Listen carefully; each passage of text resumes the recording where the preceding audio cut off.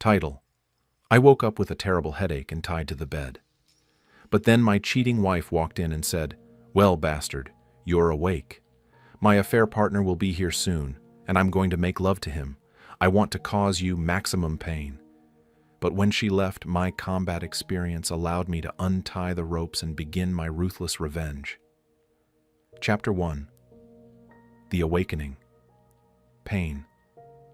That was the first thing I felt. My head throbbed like it had been split open with a hammer. My vision blurred. My wrists burned. Rope. I was tied to the bed, ankles and wrists spread out. The room was dim, familiar, our bedroom. Then the door creaked open, and she walked in, my wife, Vanessa, wearing lingerie I didn't buy, holding a glass of wine I didn't pour. She smiled, a twisted, evil kind of smile. "Well, bastard, you're awake," I blinked. "You drugged me?" "Guilty," she said, sipping wine. "You always wanted honesty, right?" Her monologue, the ultimate betrayal. She pulled a chair beside the bed and crossed her legs, eyes gleaming with satisfaction. "So here's the truth.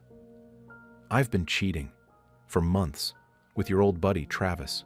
Remember him? The one you trusted enough to bring home for Thanksgiving?" My chest tightened. And tonight, she stood, walked over and sat on my chest like she was queen of a conquered country. "He's coming over, and we're going to make love, right here, in front of you." She tapped my forehead. "I want to cause you maximum pain. You're going to watch as a real man touches me." Then she leaned in close and whispered, "You'll never forget this." She stood up and walked out, laughing, the click of her heels echoing like a countdown. The twist: I wasn't just a husband. She forgot one thing. I wasn't just an office worker or boring husband material. I was ex-military, black ops. I'd been tied up in worse conditions, in darker places, with less time. The escape begins. I took a deep breath, focused through the haze. The knots were amateur. My right wrist was raw, rope burn, but there was give in the knot. She didn't know the basics of restraint. She thought pain would keep me still. She forgot that pain was where I lived. 5 minutes later, I was free. Silently, I stood, my feet bare, my mind clear. She wanted to play a game. She had no idea what game she just entered. Travis was almost here. Vanessa had no idea the hunted had just become the hunter. Chapter 2. The Setup. I moved through the house silently, like a shadow slipping through its own home. Vanessa's wine glass sat on the kitchen counter, half full, lipstick on the rim, the same color she used the day she said, "I do." I checked my phone. She hadn't taken it. A dozen missed calls from Travis. One message. "Almost there. Can't wait to see your face when he realizes he can't do sh-t." They thought I was helpless, that I'd lie there and break. But I had no intention of breaking. I was already building something. Tactical calm. Before I met Vanessa, I spent years working in private security operations across the globe, Africa, the Balkans, South America. I didn't just learn how to escape ropes, I learned how to disappear, how to watch people and make them believe they were in control, until I flipped the board. So I didn't scream, I didn't slam anything. I simply walked into my study and opened the fireproof lockbox behind the bookshelf. Inside, a flash drive, encrypted, untouched for 3 years. The evidence Vanessa always thought she was clever, deleting messages, creating girls' nights that were really rendezvous. She didn't know that my home network automatically archived every device connected to it. Her texts, her camera roll, even her secret messages to Travis from a burner app, all saved, with timestamps, GPS. I'd watched her sink deeper every month, but I needed proof, not emotion. That flash drive was everything, compiled into a clean report, time-stamped and ready for legal destruction. The call. I picked up my phone and dialed one number. "Hey, it's me. Activate Protocol Sierra." There was silence. "Are you sure?" the voice asked. 100%, I said. He's on his way here. And she just lit the match. Understood. You'll have support in 10, calm before the collision. Vanessa was upstairs, probably lighting candles and rehearsing her performance, thinking I was still tied to that bed like a fool. I stood in the dark living room, listening, waiting. Then came the sound. A car pulling into the driveway. Travis had arrived. The homewrecker was walking into a trap, one I'd been designing for longer than they realized. As the doorbell rang, I smiled, because the real show was about to begin, and they were both the stars of their own downfall. Chapter 3. The Ghost Exit. The doorbell echoed through the house like a countdown. 1 ring, 2, then came the knock, arrogant, impatient. Vanessa's footsteps padded across the floor upstairs. Then her voice, sugary sweet. "Come in, baby, it's open." The lock clicked, the door creaked. Travis stepped inside like he owned the place. He was in gym shorts, slippers, holding a six-pack. Arrogance poured off him like cologne. He glanced around, smirking. "So where's the prisoner?" he called. "I want him to see how a real man treats his woman." But I was already gone. When he walked up the stairs, I was already out the back door, silent, fast, and invisible. Combat training teaches you how to vanish, even in your own home. I slipped into the back seat of a black SUV waiting near the mailbox. Inside sat my attorney, a former JAG officer who owed me one from years ago. He handed me a folder. "Everything's in place. Judge signed the restraining order 30 minutes ago. The deed transfer's ready. Power of attorney?" Filed, I nodded. "Good. Now let's burn it all down." Meanwhile, upstairs, Vanessa giggled. Travis poured champagne. They were in our bedroom, basking in their imagined victory. Travis even picked up the handcuffs I'd been tied in earlier, twirling them like trophies. "Man, he just laid there?" Travis laughed. "You weren't kidding. The guy's soft." Vanessa grinned. "Told you. Once he sees us, he'll finally leave for good." Then her phone buzzed. Her face fell. Email notification. Power of attorney executed. Asset transfer complete. Bank of Westvale. The alarm bells ring. She opened it. Her smile cracked. Her hands shook. "Wait! What the hell is this?" she whispered. Travis frowned. "What's wrong?" She clicked again and again. Dozens of notifications poured in. Property seized. Bank account frozen. Power of attorney transferred. All legal. All signed. Vanessa's voice cracked. He transferred everything to his name. Outside, controlled chaos. From the SUV, I watched their panic through the security cam on my phone. Then I clicked a button. The final backup kicked in. The entire house's smart system locked them in. Doors, windows, garage, everything. Travis tried the front door. Vanessa banged on the walls. Then a robotic voice announced, "Property owner has engaged security lockdown. Law enforcement has been notified." The kill shot. My lawyer leaned in. "The cops will be here in 5. You want to go back?" I shook my head. "No, let them stew." I opened my laptop, typed a short message, and sent it to Vanessa's number. It simply said, "Remember that camera and the smoke detector? It's been recording everything. Enjoy explaining this to the judge."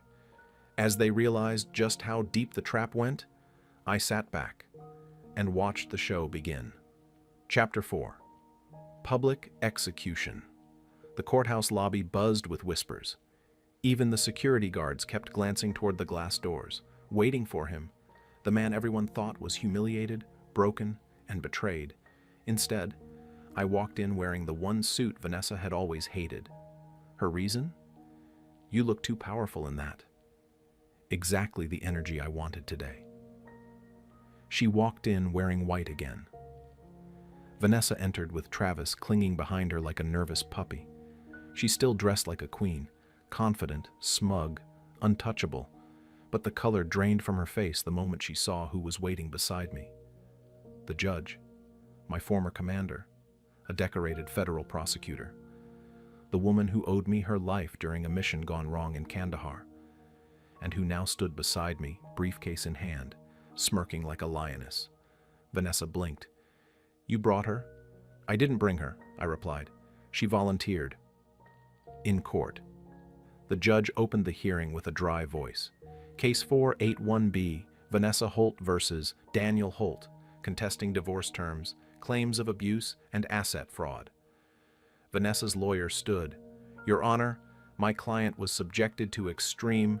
My attorney cut him off. "We'd like to submit video evidence." Taken from the master bedroom's smoke detector. Time-stamped. Authenticated. She handed the flash drive to the clerk. The footage rolls. The courtroom went silent. The lights dimmed slightly as the projector clicked on. Then they saw it. Me tied to the bed. Vanessa laughing with Travis. Her speech, "I'm going to break him and take everything." Her calling me a pathetic waste of a man.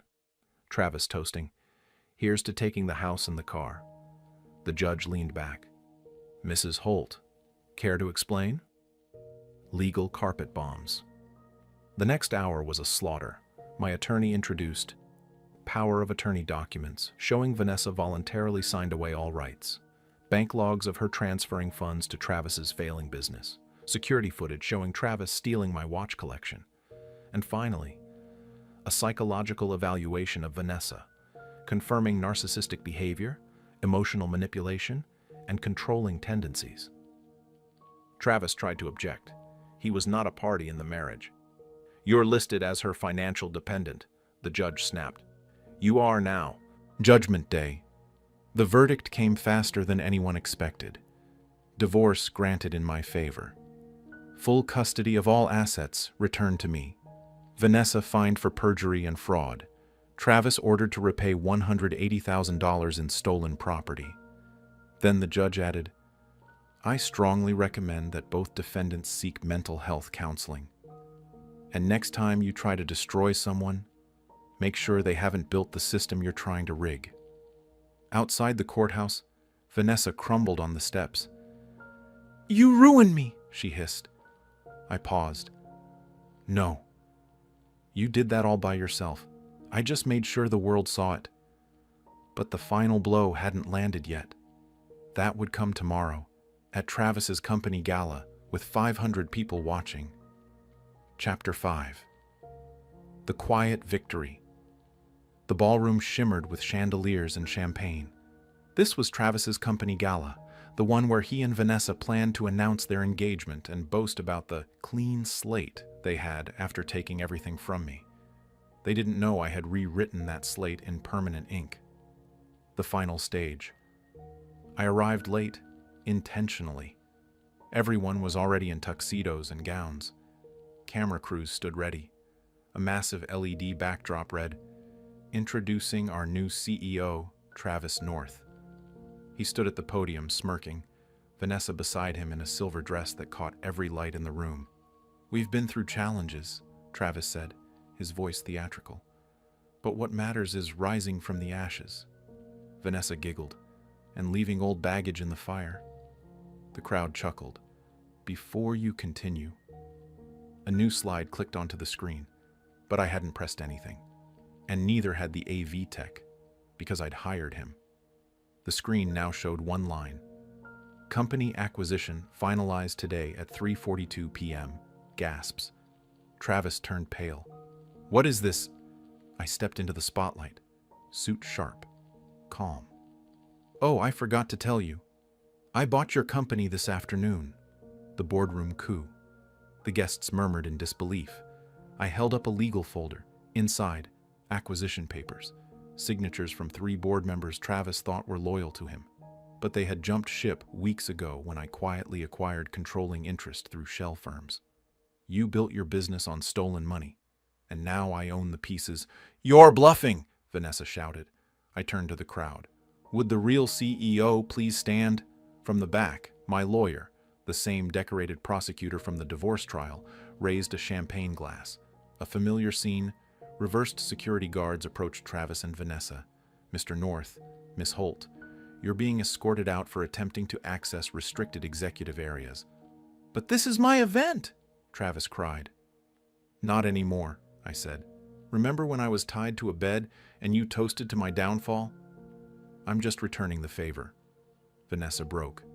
You were nothing. You'll always be nothing. I stepped close, just enough for only her to hear. Then why are you still screaming? At someone you buried. The exit. As they were dragged out, the guests turned, some out of shock, others in shame. I walked to the mic. I won't keep you long. I don't believe in revenge, but I do believe in justice. Tonight isn't about payback. It's about rebirth for this company. And for me, polite applause. A few knowing nods. Some whispered, he really did it. Epilogue, the final quiet. A month later, the media had moved on. Vanessa was spotted working at a boutique store in a small town 2 states away. Travis's company was split, rebranded, and ethically rebuilt.